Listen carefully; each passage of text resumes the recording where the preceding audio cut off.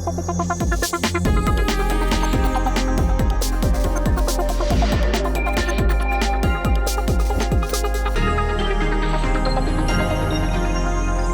wissen, was das ist? Do you know what this is? Yes, it's essentially the first mobile phone, and it's a Motorola model. It used to be referred to as the bone, and it's been 30 years or so since this device was first approved. Hello, and welcome to Newton. Its weight is probably 8 times that of an average smartphone, and actual talk time was about half an hour. 300,000 units were sold, compared to 6.5 billion mobile phones today. This is the success story of the mobile phone on Newton. Der Erfolgsgeschichte des Handys.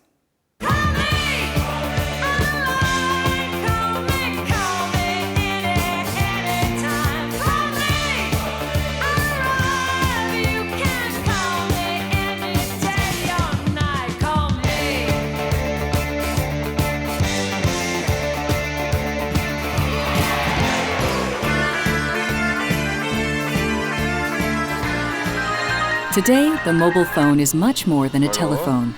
It is a kind of a remote control for everyday life. We phone.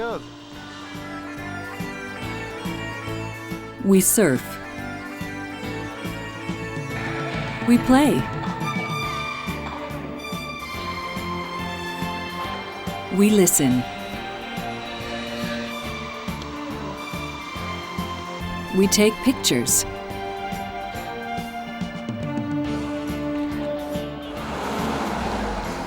And we navigate through the day with it.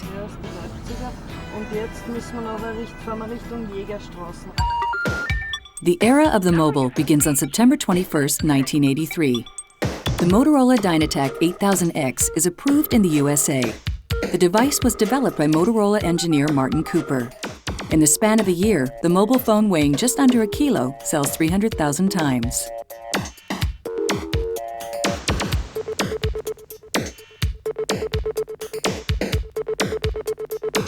In Austria, for example, mobile calls were made on the C network at that time. This was even possible in a car. Later, these expensive devices, costing about 50,000 shilling, that's around 4,000 US back then, were carried around in cases. In June of 1985, about 5,000 people in Austria could be reached under a 0663 number. Ernst Bonnick, the Austrian mobile radio pioneer, knows why all mobile numbers now start with 06 in Austria. The very first switching center, what used to be the Austrian Post and Telegraph Administration, which automatically handed out the frequencies, was located in the federal state of Salzburg, and the area code for Salzburg begins with 06. The first mobile phones were huge and bulky. The trend soon went towards smaller and lighter devices.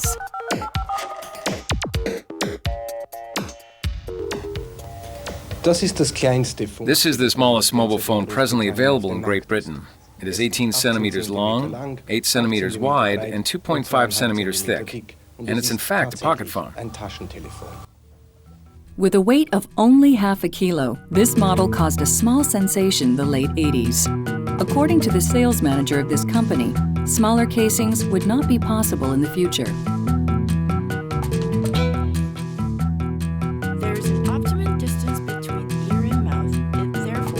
There's an optimum distance between ear and mouth, and it therefore wouldn't be possible to build the devices much smaller. In 1990, the Austrian C network was already completely overloaded, and so the still analog D network was launched in the fall of that year.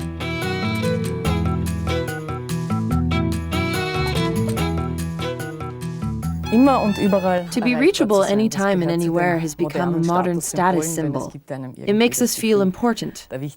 So if something is ringing beside you in a cafe in a mobile phone bag, then it's not a bomb or anything supernatural, but probably a small mobile phone.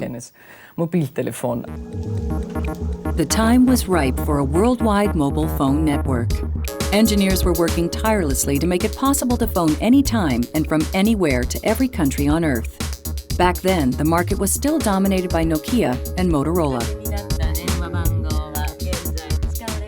Motorola hat I think Motorola was betting on the wrong horse in the late 80s. They developed Iridium, a satellite system with the 77 satellites orbiting the poles. And if we'd had introduced this system, we could have 2 radio cells over Austria, and then we could have all 6 radio conversations, cell phone conversations, at the same time in all of Austria. The future was called GSM. In December 1993, the digital cell phone network was introduced in Austria. For the first time, worldwide cell phone calls were possible after years of research. It is estimated that it took 5,000 man-hours to develop the GSM network. That means it took 500 engineers 10 years. But I think that estimate is low. In 1995, as many as 300,000 Austrians were using a mobile phone. About 15,000 of them owned an international GSM cell phone. And that despite the still relatively high prices.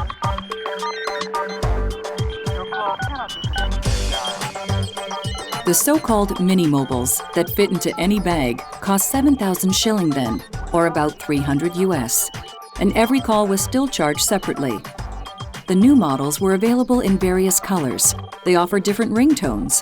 Some of them could already receive and store 20 seconds of text.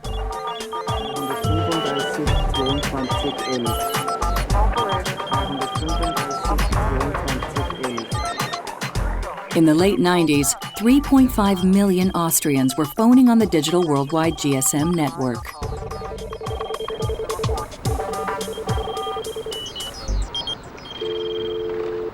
Owning a mobile phone was becoming a fashion trend. Some extravagant designs, however, stayed on the shelves with low sales numbers.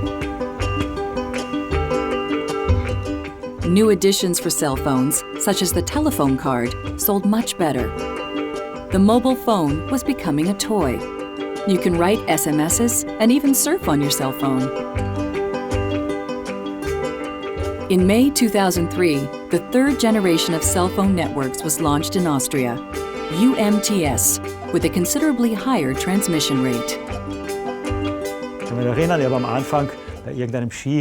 I can remember that I watched a slalom race while I was on my way to a concert.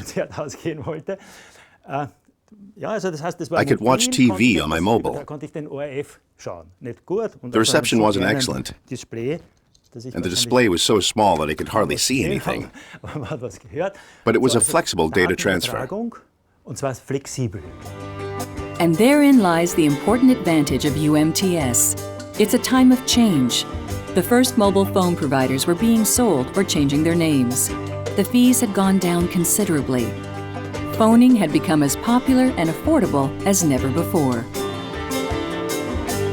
The predecessors of today's smartphones were signaling the start of a new generation of mobile phones. They were now business and leisure devices. In 2007, Apple boss Steve Jobs presented a cell phone that would soon conquer the market. And we are calling it iPhone. Smartphones from a number of suppliers with different operating systems have since become part of life for most cell phone users. We phone, surf, take pictures, and listen to music. The mobile phone has become the remote control in our everyday lives.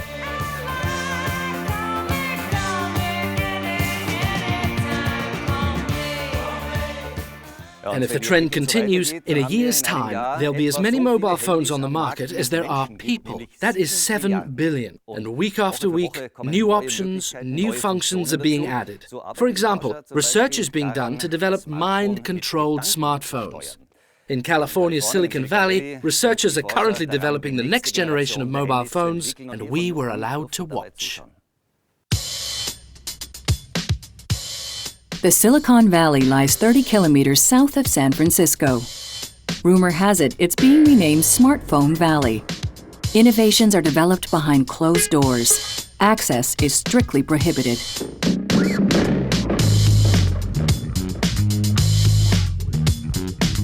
A new product is only presented to the world when it's finished, like the recent iPhone 5S. In the meantime, Samsung and Google have started to beat the drum for their prototypes of the so-called wearable technology, a technology to be worn on one's body. If you want to know what smartphone users can expect in the future, it's better to ask around outside the realm of the tech giants. According to the company Microchip, we will soon be sitting in front of our cell phones gesticulating. The phone's sensor surface will recognize gestures from a distance of up to 15 centimeters. It is just a very intuitive way people talk to each other. People use their hands.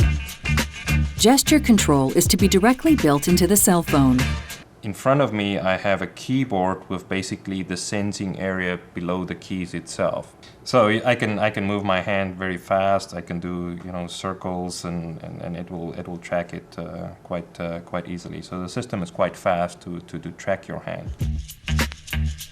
Gesture control, although based on a different technology, has already been integrated in the latest Samsung smartphone.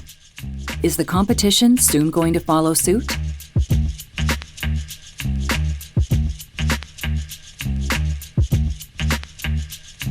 Yes, very much so, yeah. Anyone in particular? I can't name anybody just for confidential reasons. Microchip's gesture controller is soon to be integrated in mobile devices, smartphones, and tablets. A cost-saving measure for cell phone producers. Advantage for the users? The touch-free mode can always stay switched on and doesn't use up battery power. One gesture is enough to get the phone out of sleep mode. We know from science fiction movies, actors touch three-dimensional objects on a screen as if they were real. Z-Space can do exactly that. The first step towards holographic telephony has been taken. The screen can follow eye and hand movements to the user. Contrary to a 3D video, the object can be looked at from all sides. If you can imagine a view through the web as we know it today that is 3D and interactive and volumetric, I think you can see that there's a lot of potential there too. You want to buy a watch online? Soon it won't be a problem to virtually try it on. Who cares that, technically speaking, it isn't a real hologram? The customer's not really going to ask you, when they use it all the time, is that a true hologram or not, right? What they really care about is, was that comfortable and useful and entertaining? Without 3D glasses, the screen is presently not usable. Users have to wear special glasses. They're currently still experimenting with different display sizes. So when will 3D holography be usable for smartphones? I think it'll be some years. I hesitate to put a number on it, but let's say 3, 4, 5 years before you could imagine a phone-based product that delivers the kind of experience that you see today in Z-Space. Part of that is, in a small form factor, I think it probably doesn't make sense to ask the customer to wear the glasses. So it'll take a little while before the autostereoscopic display technology will be at the level that we need to drive it into a small form factor. It's not only the 3D glasses that would have to disappear to make this technology useful for the mass market. The price, now at 3,000 euros, would also have to come down considerably.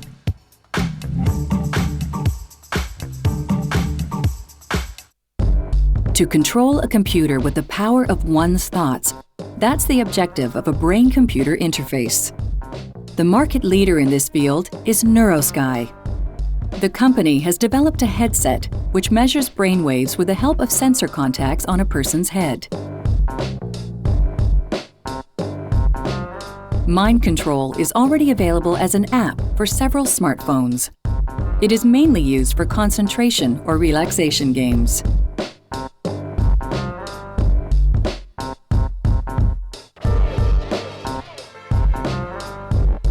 We're not reading the granular elements of memory and information. What we're doing is understanding emotional states. We understand if somebody is focused, attentive, if they're calm, they're relaxed, and those elements can be used to create better applications.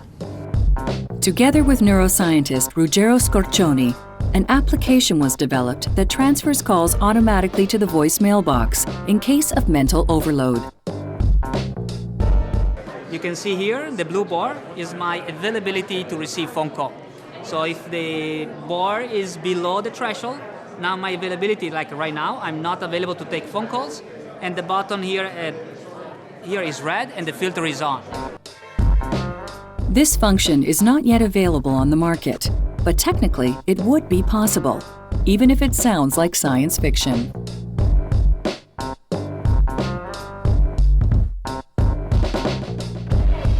Yeah, many people do feel that it's science fiction, but it's science fact. A chip implanted in one's brain is still science fiction, until 2020, that is, if predictions are correct.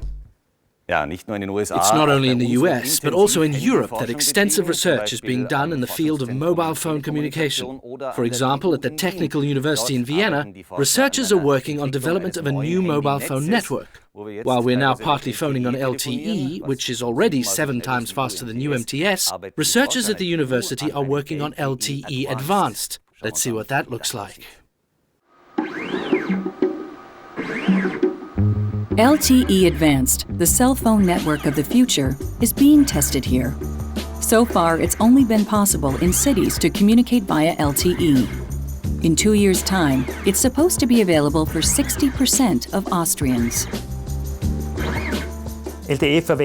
LTE, for the first time, is using a technology that I helped develop. MIMO, multiple input, multiple output, that means more antennas on the cell phone and more antennas at the base station, which is the cell tower. The result is above all an increase in speed. At this point, LTE offers a theoretic transfer rate of 150 megabit per second, which means that content can be downloaded from the internet within seconds. To achieve this, up to 8 antennas have to be available on the cell phone and also at the cell towers.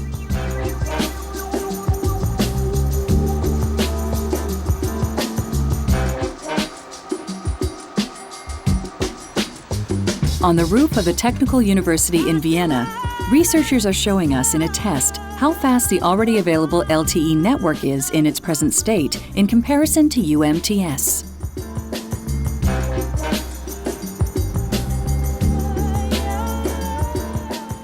The result is clear.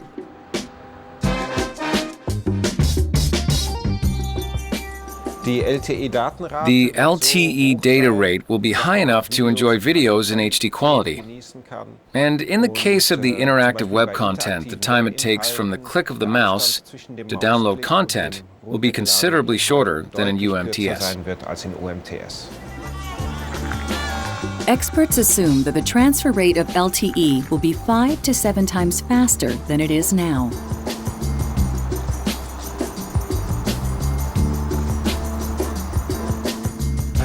That's also a challenge for smartphone manufacturers.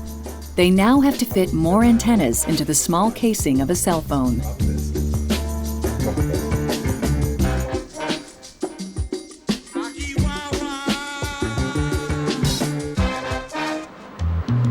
How well the different antennas work is being examined in the antenna test room at the Technical University of Vienna.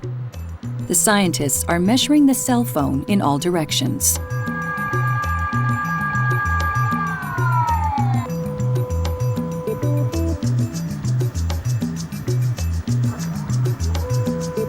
In this room, radio waves are completely blocked out, which means there are no waves going out and none coming in. We would like to try to fit LTE, GSM, UMTS, GPS, all of them onto one antenna, which means it will have to be switchable from one cell phone standard to another. Perfect reception with the aid of an optimum antenna is as important to cell phone customers as are short download times or good quality for online video services. At the Research Center for Telecommunication in Vienna, a survey on the level of satisfaction of cell phone users is being done. The people taking part in the survey surf or Skype for several minutes.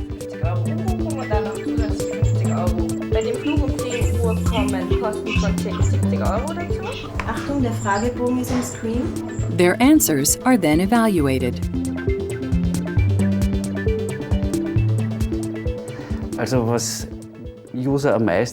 Most annoying to users are things like interruptions, like extreme video dropouts. That's what irritates users most. We know it from everyday life. The same applies to major quality fluctuations. Noticeable fluctuations in picture quality, for example, are not a good thing.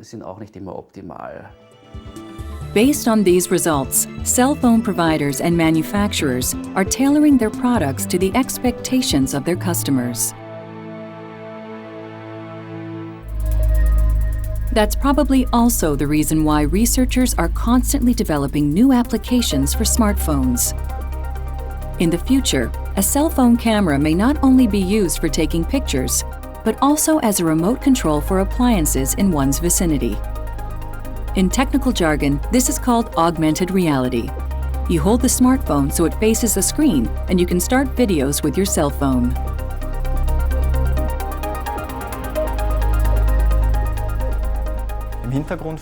Basically, the way the whole thing works is that the public screen, its content, reflects what the camera sees.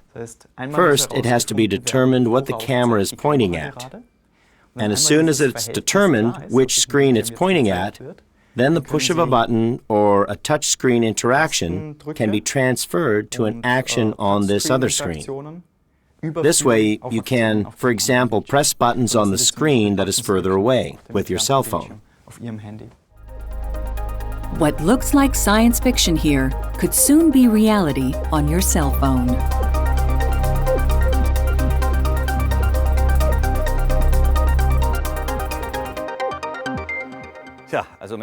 So, it's possible that within a year, this relatively new mobile phone could be as obsolete as this one is today. Well, let's wait and see. Goodbye.